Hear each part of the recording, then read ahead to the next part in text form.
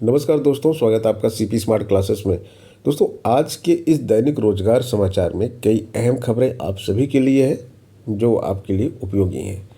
तो आज हम बात करेंगे उत्तर प्रदेश लोक सेवा आयोग की प्रवक्ता भर्ती की बात करेंगे, सीधी भर्तियों की बात करेंगे, जूनियर एडेड शिक्षक भर्ती जो 1755 पदों पर होने जा रही है इसकी बात करेंगे, LTGIC भर्ती की बात करेंगे, जलकल विभाग में जो पद खाली पड़े उसकी बात करेंगे और स्टाफ नर्स भर्ती की बात करेंगे। और भी अन्य खबरें हैं, पूरा वीडियो देखिएगा जिससे सारी जानकारी आपको मिल सके। सबसे पहले प्रवक्ता भर्ती की बात करते हैं। यहाँ पर गड़बड़ी की साजिश हुई है और उस पर FIR दर्ज कराया गया है। तो यहाँ पे प्रवक्ता की भर्ती होनी थी उत्तर प्रदेश प्राविधिक शिक्षा के लिए।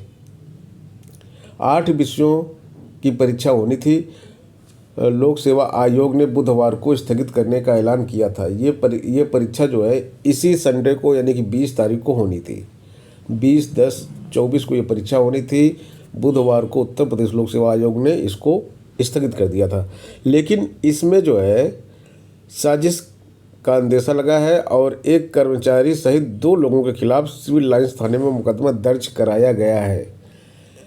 लोक सेवा आयोग के उप सचिव धर्मेंद्र कुमार त्रिपाठी ने सिविल लाइंस थाने में तहरीर दी है कि Indian institute of carpet technology Bhadohi के निदेशक राजीव कुमार वासुणे ने 14 अक्टूबर को आयोग को एक ईमेल भेजा था जिसमें उन्होंने एक वॉइस क्लिप को संलग्न करते हुए उनके कार्यालय कर्मचारी राजीव वर्मा की आवाज़ होने की जानकारी दी। इस वॉइस क्लिप में आरोपी कर्मचारी किसी अज्ञात व्यक्ति से तब यानी कि 20 अक्टूबर को प्रस्तावित पॉलिटेक्निक प्रवक्ता भर्ती परीक्षा में गड़बड़ी करने की बात कर रहा था। तो इस पर FIR दर्ज हुई, लेकिन ये एक गंभीर विषय है कि उत्तर प्रदेश लोक सेवा आयोग की प्रतिष्ठित भर्ती परीक्षाओं में भी इस तरह की चीज़ें हो रही हैं। स्टाफ नर्स यूनानी भर्ती परीक्षा प्री में 7 सफल हुए हैं। पुरुष महिला की ये स्टाफ नर्स यूनानी की भर्ती परीक्षा थी। 2023 का परिणाम घोषित किया गया है। 27 पदों के सापेक्ष 7 अभ्यर्थी मुख्य परीक्षा के लिए सफल हुए हैं। 27 पद हैं और 7 अभ्यर्थी केवल मुख्य परीक्षा में बैठेंगे। ये विडंबना भी आप देख सकते हैं कि मतलब 7 केवल प्रारंभिक परीक्षा पास किए हैं। अभी मुख्य परीक्षा में एक भी सिलेक्ट इसमें से होंगे या नहीं होंगे उसकी कोई गारंटी नहीं है। न्यूनतम आहर्ता मानक अंक प्राप्त करने वाले 7 अभ्यर्थियों को मुख्य परीक्षा में शामिल होने के लिए औपबंधिक रूप से सफल घोषित किया गया है। न्यूनतम आहर्ता ही नहीं प्राप्त कर पाए 771 अभ्यर्थी इस परीक्षा में बैठे थे। अब बताइए, 771 अभ्यर्थी परीक्षा में बैठने के बाद केवल 7 अभ्यर्थी जो है न्यूनतम आहर्ता के जो अंक होते हैं उसको पार कर रहे हैं। जलकल विभाग में वर्षों से पद खाली पड़े हैं। जलकल विभाग में JEE junior engineer, AE, XEN और GM इस तरह के पद होते हैं। 58 पद यहाँ पे खाली पड़े हैं। 159 टोटल पद होते हैं। 159 जो पद होते हैं उसमें 25 पद JEE से AE के प्रमोशन के लिए खाली पड़े हैं। मतलब जूनियर इंजीनियर से अगर असिस्टेंट इंजीनियर बनना है तो प्रमोशन के 25 पद खाली हैं। AE से XEN यानी कि एग्जीक्यूटिव इंजीनियर बनने के लिए 28 पद खाली हैं और एग्जीक्यूटिव इंजीनियर से जनरल मैनेजर बनने के लिए 5 पद खाली हैं। कुल पद कितने होते हैं जलकल विभाग में? GM के 18 पद होते हैं, सभी पदोन्नति से भरे जाते हैं। AE के 103 में 52 पद पदोन्नति होते हैं, बाकी सीधी भर्ती से भरे जाते हैं। XEN के जो है EX के जो 38 पद होते हैं, टोटल पद ये पदोन्नति से भरे जाते हैं। जलकल विभाग में केवल JEE और AE की भर्ती सीधी होती है। JEE और AE की भर्ती होती है, बाकी ऊपर के सारे पद पदोन्नति से भरे जाते हैं। AE में भी 52 पद पदोन्नति से भरे जाते हैं, बाकी 103 में से बाकी जो पद होते हैं 51 पद, वो पद केवल रिटर्न एग्जाम के माध्यम से भरे जाते हैं। JRF की बात करेंगे तो जो UGC नेट का रिजल्ट जारी हो गया उसमें 4,970 छात्र जो है JRF के लिए सफल हुए हैं। अब इसमें क्या होता है, JRF उन्हीं को मिलता है जो अच्छा स्कोर किए रहते हैं। 10% लोगों को JRF मिलता है। सफल होने वाले 10% लोगों को JRF मिलता है, यानी कि इनको स्कॉलरशिप मिलेगी जब ये रिसर्च या शोध का कार्य करेंगे। और ये स्कॉलरशिप काफ़ी अच्छी होती है।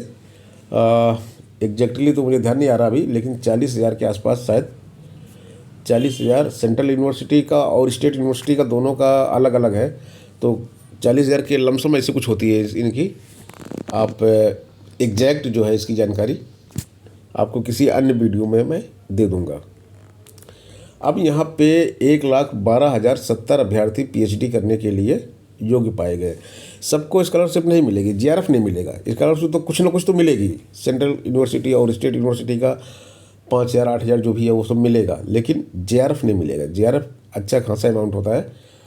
4,970 लोगों को जीआरएफ मिलेगा और इसमें जो है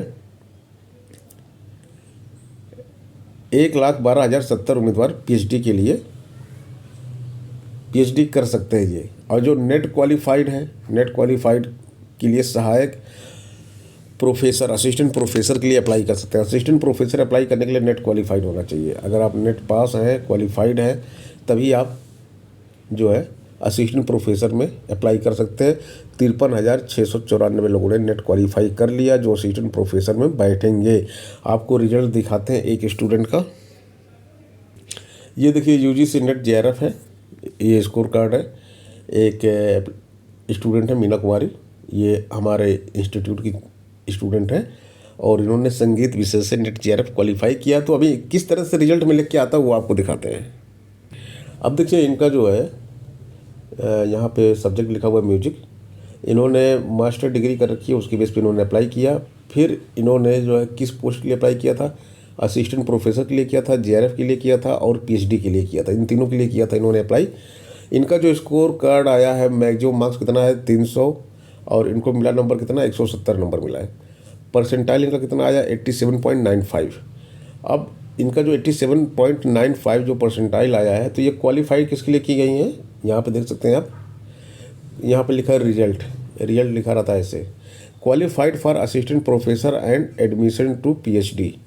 असिस्टेंट प्रोफेसर का फॉर्म अब ये भर सकती हैं और पीएचडी भी ये कर सकती हैं। तो ये यहाँ पे साफ साफ लिख के दिया रहता है। एक अच्छी खबर है, 1755 पदों पर चयन की उम्मीद जागी है शिक्षकों के लिए। जूनियर एडेड विद्यालयों में शिक्षकों की भर्ती हुई थी और ये भर्ती कब हुई थी, 2013 में हुई थी, शुरू हुई थी। और ये भर्ती 29,334 पदों पर हुई थी। 1755 पद रिक्त रह गए थे। परिषद ने अब इन पदों पर चयन के लिए प्रस्ताव भेजा है। तो इन पदों पर ये भर्ती होगी, 1755 पदों पर भर्ती होगी। इस पर मुकदमा वगैरह चल रहा था और इसमें जो ज्वाइनिंग थी 1755 लोगों की ज्वाइनिंग रुकी हुई थी, मतलब इतने पद खाली रह गए थे। तो वो पद अब भरे जाएंगे। बिहार सरकार की तरफ से न्यूज आई है कि राज्य के 48,000 शिक्षकों को काउंसलिंग का मौका मिलेगा। सक्षमता परीक्षा पास करने वाले शिक्षकों को जो किसी कारण से काउंसलिंग नहीं करा पाए थे, 48,000 ऐसे शिक्षक हैं, उनको ये मौका मिलेगा। उत्तर प्रदेश लोक सेवा आयोग ने सीधी भर्ती के 109 पदों पर भर्ती के लिए आवेदन शुरू कर दिया है। 109 पद जो हैं, इसमें कई तरह के पद शामिल हैं। आप देख सकते हैं आयुष यूनानी में लेक्चरर, अरबी का पद है, प्रोफेसर का पद है और इसके अलावा आयुष विभाग में पद है। 4-5 तरह के डिपार्टमेंट इसमें है, जिसमें हमने आपको एक वीडियो में बताया भी था कि किस किस विभाग के पद है, पूरी डिटेल दी थी। 109 पद टोटल है। उच्च शिक्षा विभाग में पद है, पीडब्ल्यूडी का पद है, आयुष का पद है और अन्य विभागों में भी 1-1, 2-2 पद इस तरह के। ऐसा मिला के 109 पदों पर ये भर्ती हो रही है। इसमें जो एलिजिबल है वो अप्लाई कर सकते हैं। डिटेल विज्ञापन इसका जारी कर दिया गया है आयोग की वेबसाइट पे। LTGIC की बात करेंगे तो कल छात्रों के एक प्रतिनिधिमंडल ने मुलाकात की है इसको लेकर अपर राजकीय अजय द्विवेदी से, और वार्ता में प्रतियोगी छात्रों को बताया गया कि समक्ष आहारता का विवाद समाप्त हो चुका है। ये तो आपको भी मालूम है और हमने भी बता दिया है आपको YouTube के माध्यम से, काफ़ी पहले ये ख़त्म हो चुका है। और अब यह प्रकरण शासन स्तर पर लंबित है। शासन स्तर पर लंबित है। शासन स्तर से कब सॉल्व होगा इसके बारे में कोई कुछ नहीं बोल सकता है। LT ग्रेड 6 साल से वैकेंसी नहीं आई, 3 साल से GIC प्रवक्ता की वैकेंसी नहीं आई, किसी को कोई मतलब नहीं है।